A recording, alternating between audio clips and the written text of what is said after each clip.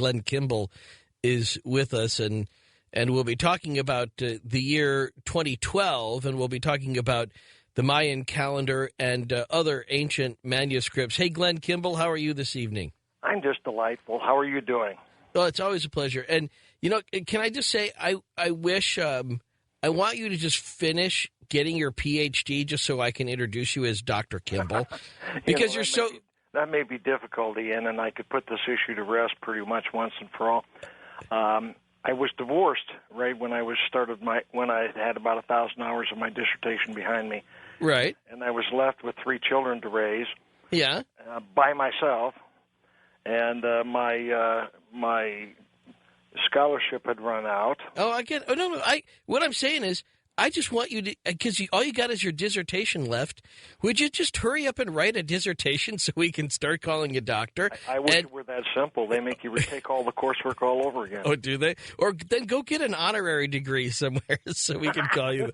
We can call you honorary. Honor you in order to do that. Well, somebody should. Not just because it's Dr. Kimball from the Fugitive, which has a great ring to it, but also because as I think it was only befitting the man who has founded Kimball College. And we'll talk about the manuscripts you've been up to. I go to your website all the time. I'm a fan. Love your work. Can't wait for this conversation. We'll get it started next. On Coast to Coast AM, this is Ian Punnett. Well, of course, we're just a few years away from finding out whose theory is right on the year 2012. And it's a little daunting to think that the Mayans, who had seemingly put so much thought into their calendar, had intentionally just sort of left it off at a certain point. And by that, some people imply that that's when they knew somehow through maybe the divine prophecy that time would end in the year 2012. And Glenn Kimball has been researching both the Mayan calendar and also, as he is inclined to do, many ancient manuscripts as well. So it's a pleasure to have this conversation with you. I'm always into whatever you're into. So how did you get started on this whole Mayan calendar thing? Well, as you know, I lived in South America for a long time, and I knew the heirs to the Inca throne, the ones that exist today. I knew... I was personal friends of Camarino, who was the museum curator of Monte Alban in Oaxaca, Mexico, and I've befriended dozens of shaman, and more recently, in the last couple of years, we had a visit. My son and I had a visit, a very strange visitor. We had one of the shamans from the existing 6 Mayan tribes that still exist today, who called himself the Messenger, who is the keeper of the 800-page book that they have collected over the centuries. He came and visited us. Well, before you tell that story, and I want to hear it from beginning to end, back up to the Incan, inheritors of the throne. What do you mean by that? How can anybody know that they are part of the royal line to the Incan throne? Well, they trace their genealogy back to the last of the Inca emperors, the kings, and they were still honored by the neighborhood. When I lived in Lima, Peru, they lived there, and they were still honored by the museum curators, by the shaman, and were given respect, just much like the Queen Elizabeth II has been honored by her people, even though she's really not the acting queen of, in terms of politics, the Queen right. of England.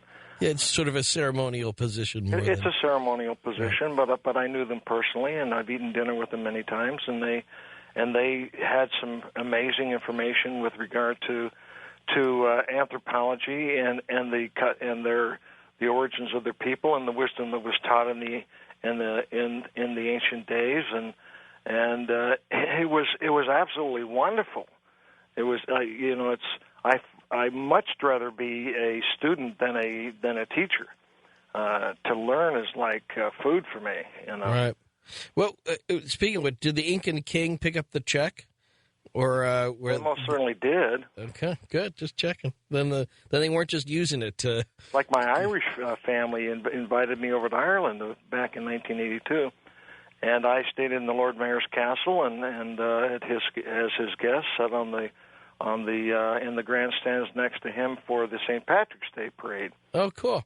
And that was the green experience of my whole life. I bet. So now tell the story then, beginning to end, of where you were with your son when you got this mysterious visitor. Well, we were right here in Arizona.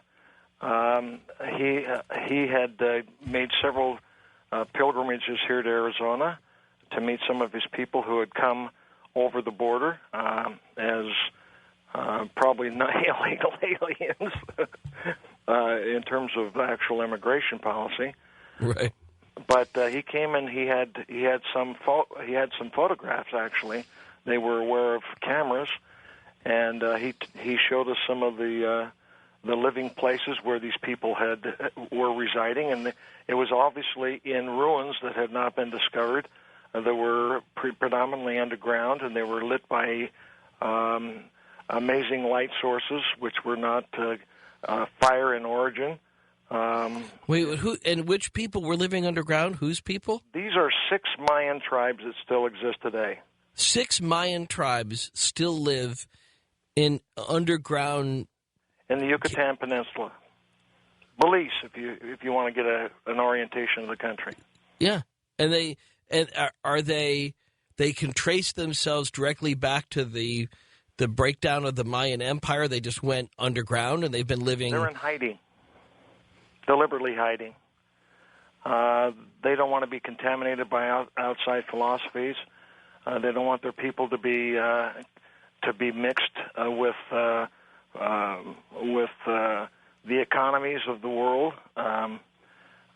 And they believe that at the end of their civilization, that they will reveal this book of history that will be published for the world to know about the source of the universe and how it was created, and God and the whole 9 yards. And this was a magnificent text. I said, when you do this thing, let me help you translate it and let me help you publish it. And they assured me they would, but that it was not time. They had to get, first of all, the agreement of all the chief shaman rulers of the 6 tribes in unison to do that sort of thing, and all of them had agreed that we were right at the door, but not quite there yet, and that the year 2012 will play a part in that. Okay. And so you've seen this book, or you only have heard of this book? I've seen it. What did it look like?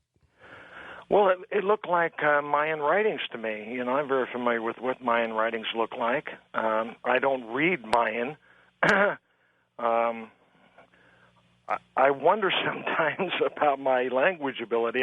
I had another interesting experience I have to dovetail with this one. It happened this week. And don't anyone worry about me, but I had a spinal biopsy, or a bone marrow biopsy. Oh, that's serious. It's not the funnest thing you ever want to do in your life. Well, and they don't just have you do that just, like getting your teeth cleaned or something. So, no. And don't worry about me. I'm fine. I am going to worry about you because I like you. But anyway, I went to the anesthesiologist put me under, and I said, remember that I'm kind of a heavy guy. Most normal men are 200 pounds, and most of your normal women are 140 pounds. But remember that I'm a lot heavier than that.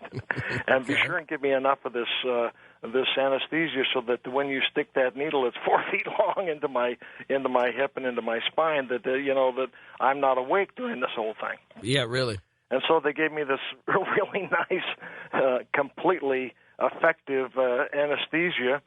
About 10 minutes later, as I'm coming out of this anesthesia, I'm speaking to myself. I'm just talking away, like I normally would, and I'm speaking in a different language. And the and the nurse there said, "Did you realize that during this whole operation you were speaking in a foreign tongue?" And I said, "What language was I using?" And there was a nurse from Mexico there. I said, "Was I speaking in Spanish?" Because I speak Spanish in my home. I'm very fluent in Spanish.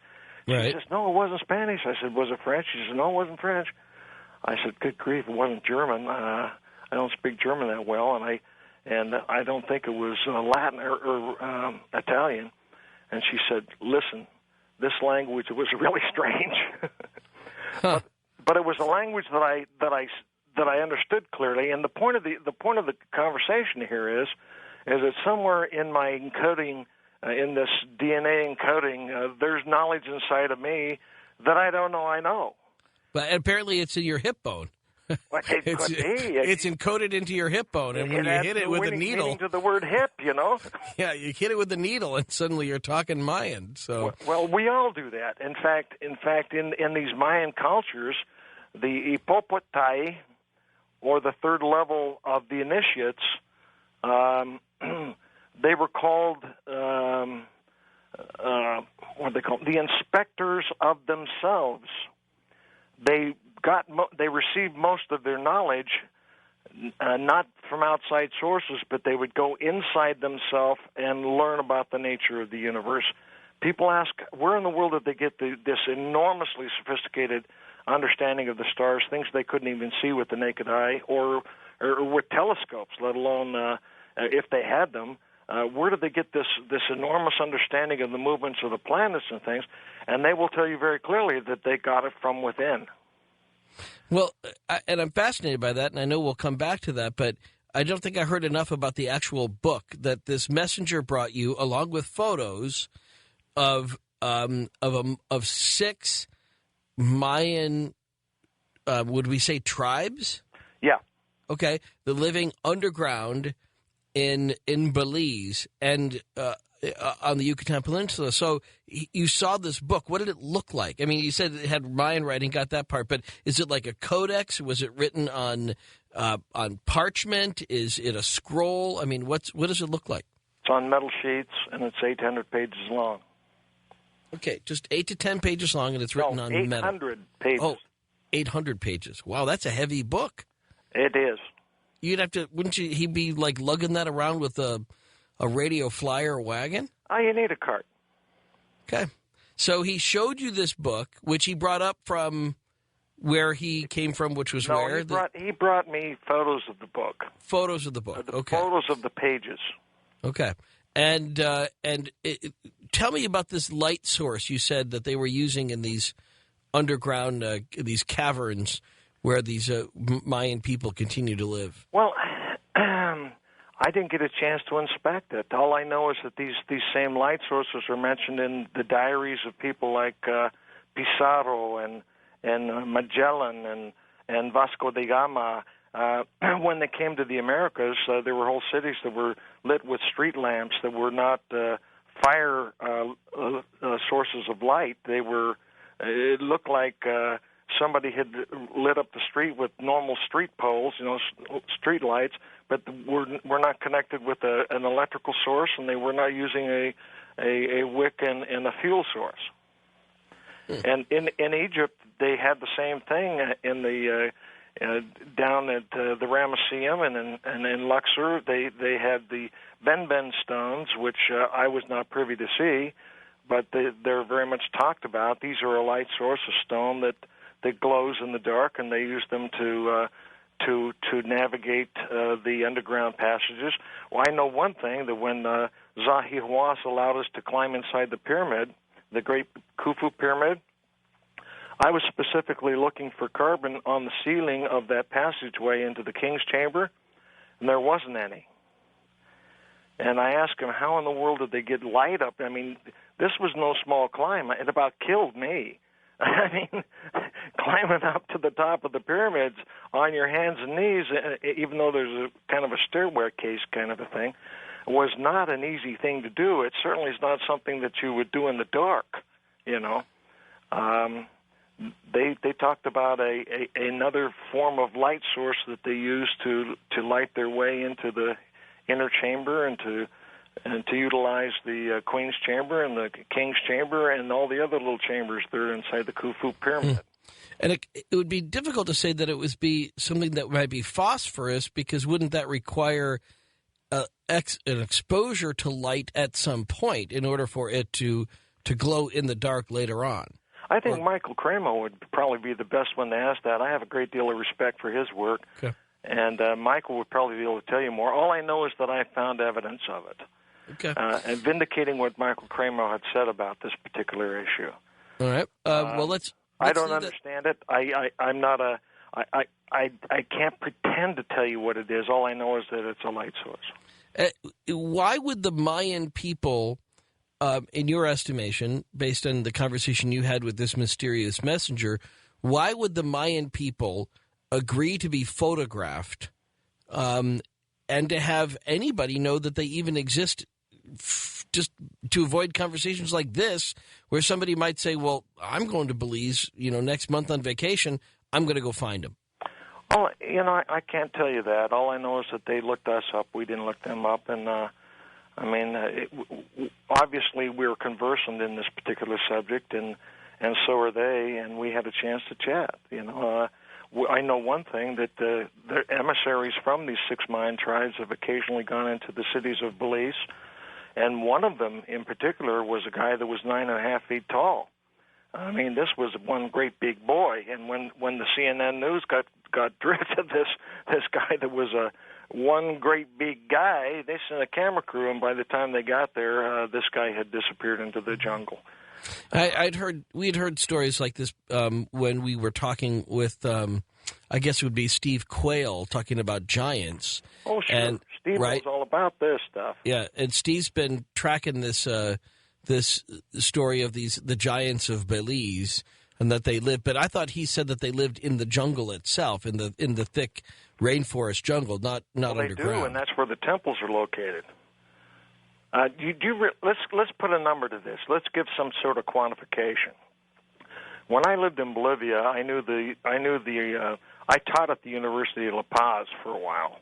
Okay, pardon me, I don't know why they let me teach there. I was a very young man, but I taught there, and I knew the scholars there. And I asked them one day. I said, how much of the ruins have actually been excavated here in the Amazon jungle and up here in the Andes Mountains? And they said less than 5%.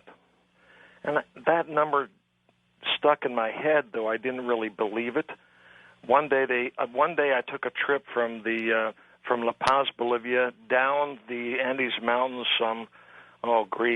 Probably a total of 10,000, maybe 9,000 feet down. We paused in our route down and took some oranges out and took our huaracas. They call them huaracas, which are the native Indian version of a sling. We put these oranges in these huaracas, and we threw them off the edge of the cliff, and they would disappear into the clouds below before they'd hit the ground. That's how far down the jungle was. They took me down into this jungle, and on the way down on this road, I noticed there was this great big square rock about the size of my house. It was perfectly square. I mean, this is not something that you would find normally as an eroded version of something geological in the Earth's crust. And I asked the bus driver, I said, what in the world is that? That's not a rock that you'd find normally. He says, oh, yeah, if you go into the jungle everywhere, they're all over the place. I mean, you find different sites where there's all kinds of places where there are ruins that no one's ever excavated. And, when I got down into Trinidad, which is very close to Cochabamba in Bolivia, there are 200,000 square meters of man-made canals through the Amazon jungle that still exist today. They're still navigable.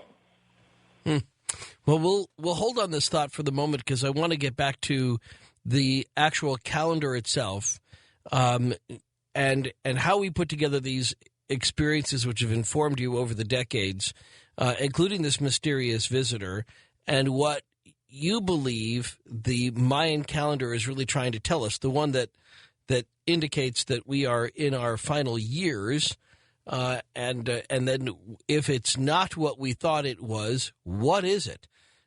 Glenn Kimball's research into the year 2012, the Mayan calendar and ancillary ancient manuscripts, next on Coast to Coast AM.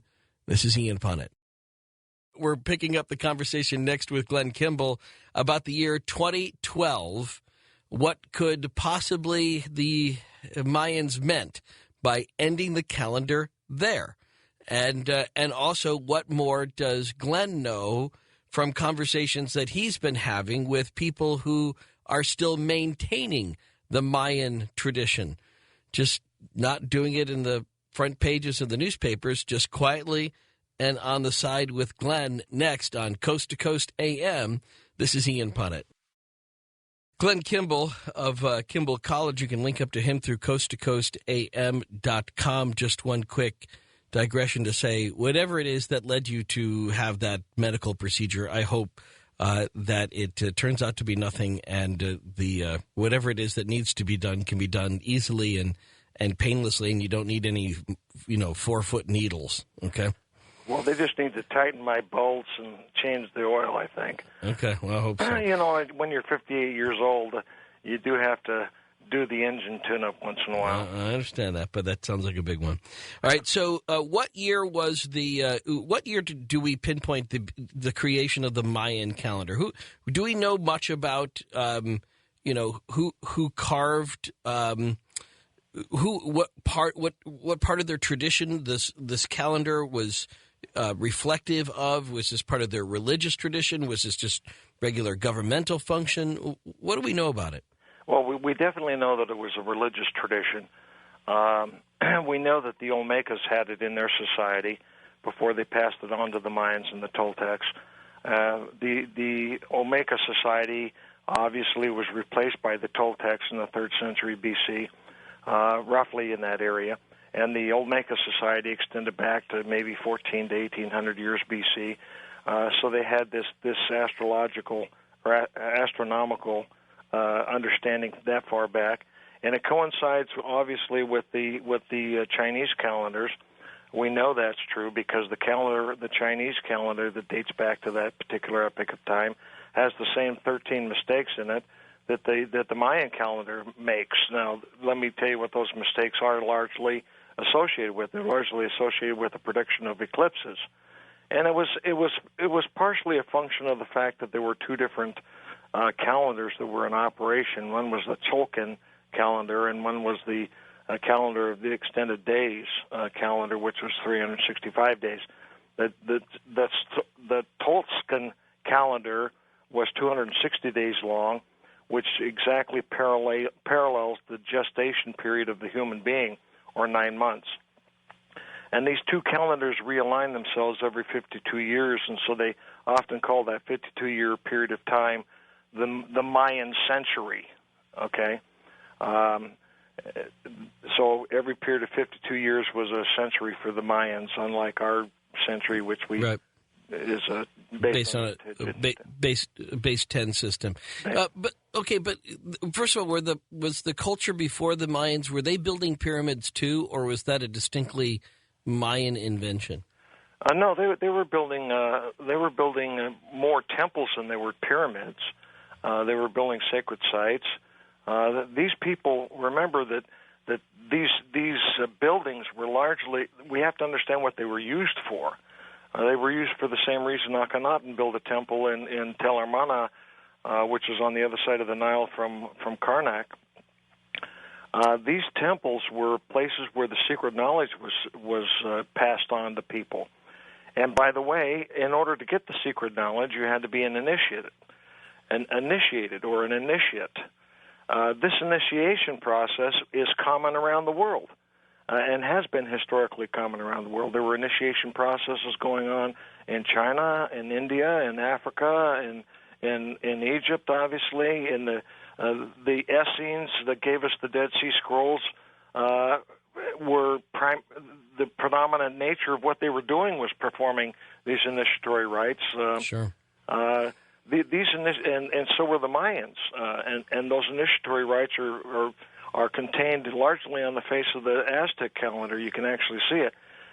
In fact, very good people from the Masonic Order, our good brothers from the Masonic Order, who look at the Aztec calendar very closely, many of them are shocked to find out that, holy cow, maybe the Masonic Order has something to it here, because the same general practices for the initiation in the Masonic Order are generally associated with the same initiation rites of the ancient Mayans. Including the threat that if you ever reveal the initiation rites, you'll be killed? The same thing. So these ancient Mayan calendars, part of their religious tradition, what did they use them for then, other than predicting the movements of the sun? It was just they were sun worshippers, and this gave them an idea to what they should expect from the sun that day, or the next month, or do they use it for harvesting? I mean, what was the point? Well, obviously, agriculture was very important to them because they grew food.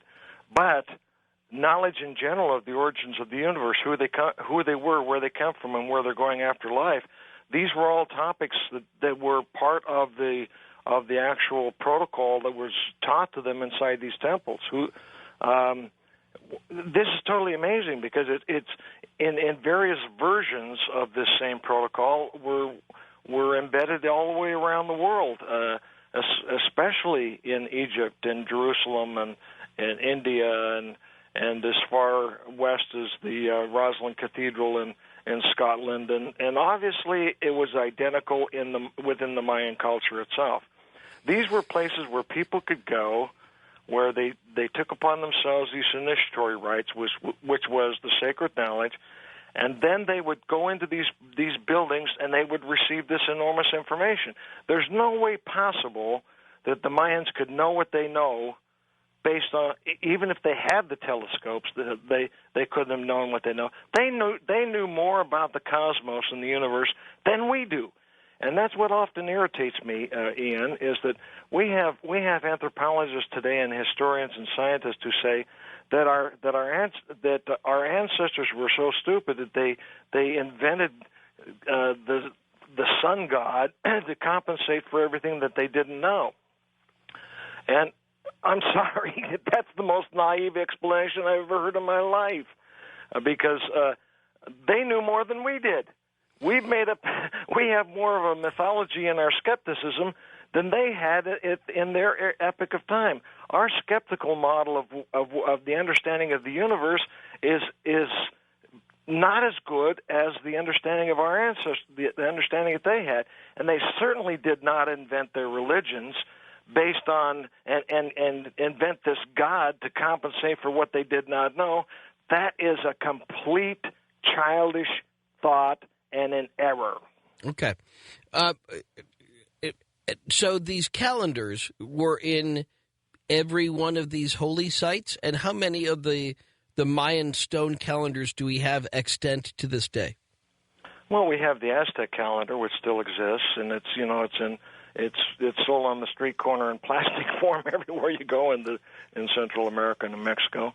Right. But the original, I mean, were there several versions of it, or was there one uniform version of the Mayan calendar and everybody had the exact same thing? Or were there, as you mentioned before, calendars that were not in agreement? No, I think the calendars, they didn't look like each other predominantly all the time. But there was the same round calendar in China. There's still it still exists today in the courtyards in near Beijing. Okay, but I mean, the reason I'm asking is, I mean, it's a very clear ending, as I understand it, for the year 2012. So it would be helpful to think that all of them, that they all agreed, they all came to the same point. It wasn't that one of them indicates it could be 2012, and then somebody else, if you do the math differently, it's 2053 or it's 2192. Well, there is a little bit of difference because the Incas predicted the year 2011. Okay, that's what I'm getting at. Yeah. Okay, so according to the Incas, it's 2011.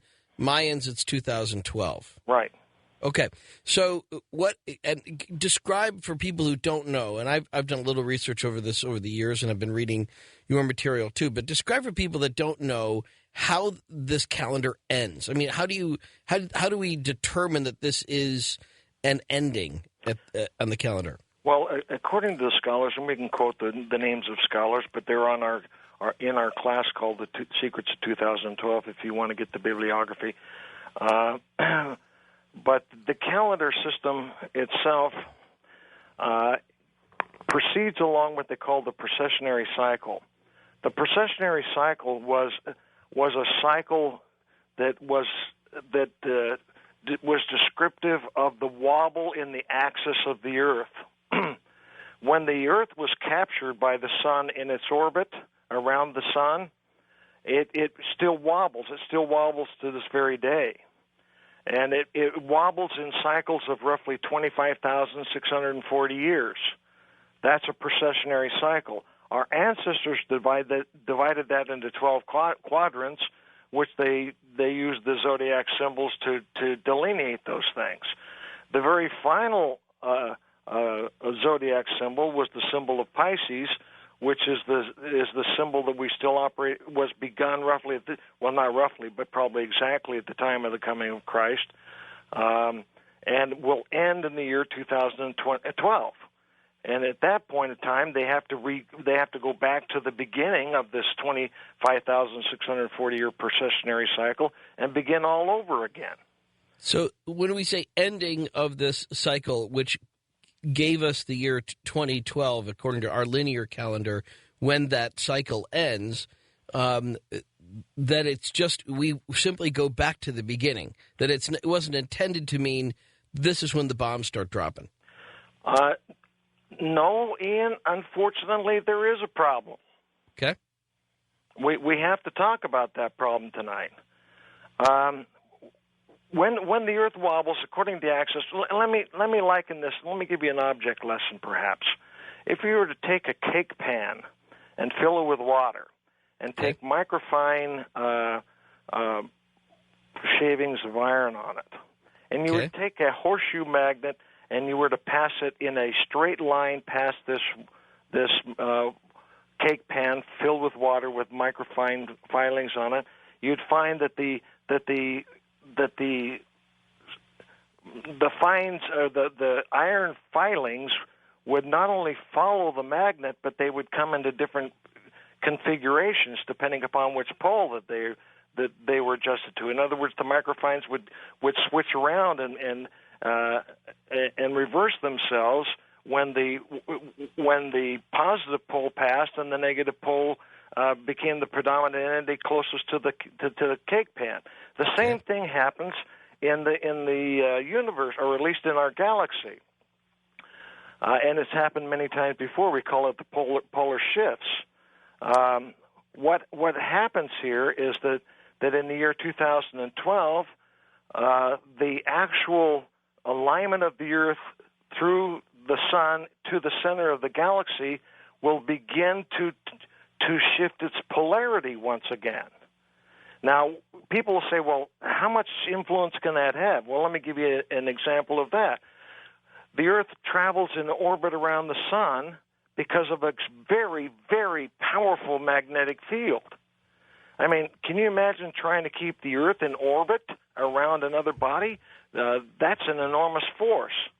Well, the same thing happens in our solar system. Our solar system is captured by a very, very powerful magnetism to the center of the universe.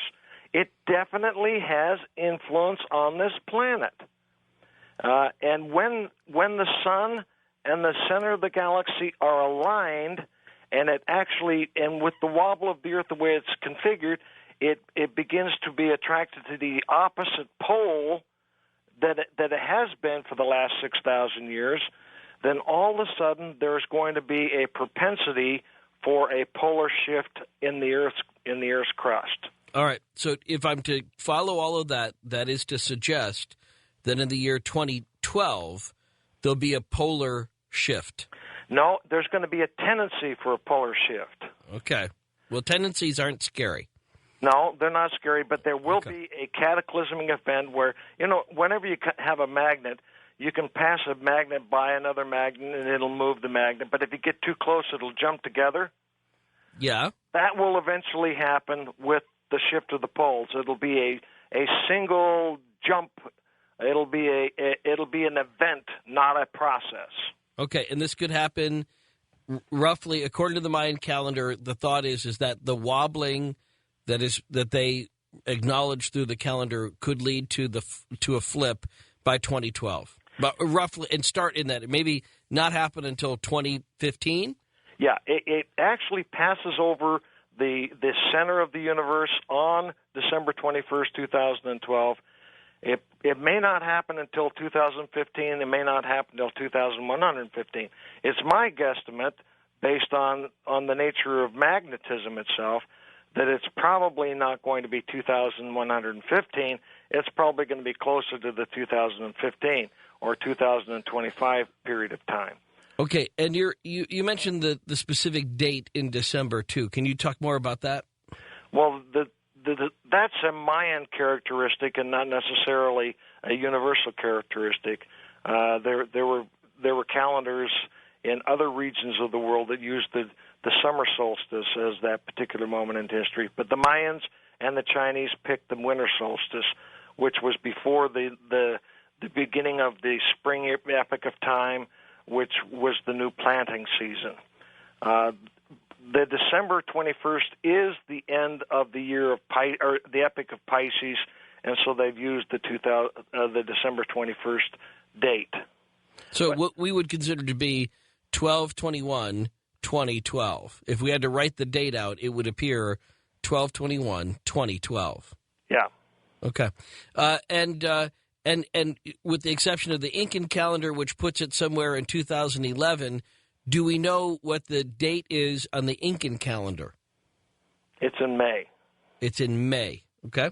So, but as we get closer to that date, sometime between, say, May of 2011, according to the Incans, or to all the way to 12/21/2012, according to the Mayans, somewhere in that area, we're going to see the end of the Piscean age, and then on toward what? What happens after that? Aquarius.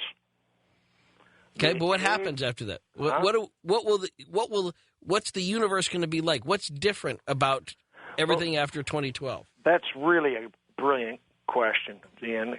I can always count on you for asking the best questions. I try. Well, you know that the actual currents in the ocean go in one direction in the northern hemisphere and go the exact opposite direction in the southern hemisphere. You know, the drain in your bathtub, for example, drains in one direction when you're in the northern hemisphere and drains in the opposite direction in the southern hemisphere.